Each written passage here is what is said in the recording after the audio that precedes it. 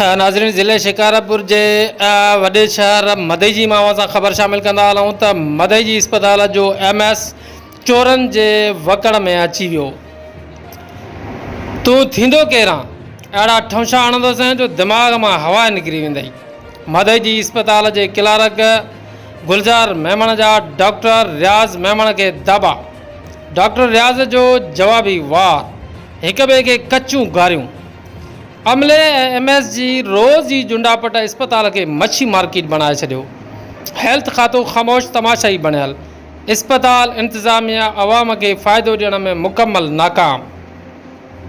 अस्पताल के मौजूदा MS डॉक्टर रियाज़ मेमण जो चवण है त सालन का अस्पताल मता काबिल फोरू टोलो मूंखे बर्दाश्त नथो करे। मां जॾहिं भी हेठे अमले ते दवाउन के चोरी की रोकथाम लाइ सख्ती कयां तो त अमलो मूंखे ब्लैकमेल करण में हड़ताल करे तो मूंखे ब्लैकमेल करे तो। मौजूदा MS डॉक्टर रियाज़ मेमण सच्चाई न्यूज़ के बुधायो त 2 ॾींहं पहिरियां क्लार्क गुलजार मेमण मार्फत शहरी के ॾिनल इंसुलिन पकड़ियूं जैसे अज हिन मूंखे ऑफिस में गिरी गारगन किया है। डॉक्टर रियाज़ मेमण जो चवण है त मूंखे अस्पताल में थोड़ी थोड़ी गाल ते प्रेशराइज ब्लैकमेल किया पे वने। थोड़ी थोड़ी गाल ते जज्बात में अची अस्पताल के माहौल के पान खराब करे तो डॉक्टर रियाज़ मेमण एडमिनिस्ट्रेशन हलाइण की का भी सलाहियत नथो रखे। पैरामेडिक अमले की सच्चाई न्यूज़ से गाल बोल। डॉक्टर मथे फिरो ज़रूर है पर सालन का अस्पताल के थियल ख़राब माहौल के वो सिधो करण चाहे तो पर अस्पताल के मामलन ते हावी अनासिर डॉक्टर रियाज़ के ख़्वा मुख़्वा चिड़ाए माहौल के ख़राब कर रखी पंहिंजा मफ़ाद हासिल करण चाहिन था। सुजान ज़रिया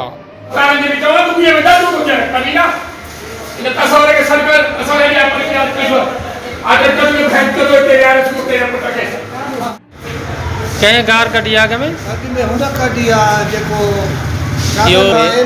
वेठा से गुलजार की माँ भेण ते गारियूं कढियूं।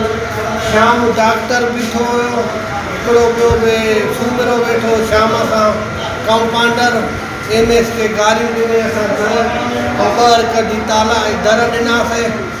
पोइ MS ॿाहिरि निकितो त पुलिस घुराई पर असांखे रोकियो वञे थो त असांजे स्टाफ जा मामला तव्हां पुलिस वारा तव्हां जो तव्हां असांजे विच में मामलनि में न मां त MS साहब मूंखे घुरायो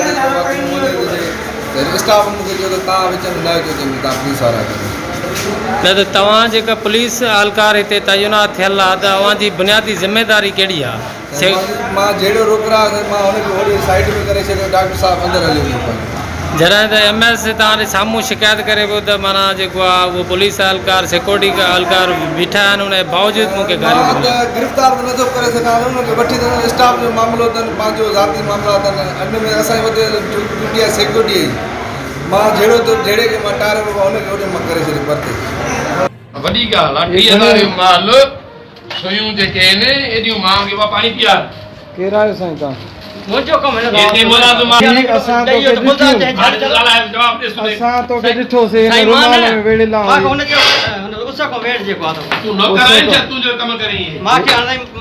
सरकारी दवायूं तूं कीअं थो खयूं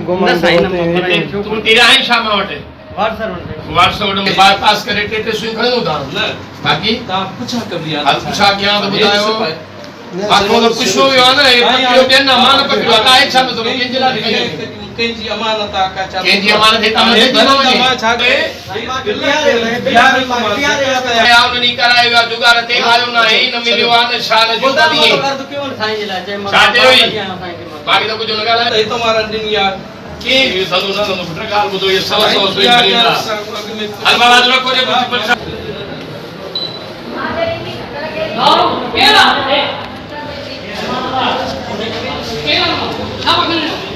अरे बात चाय तागे साथ हो दवा जी चाय रक्षण केडी वैक्सीन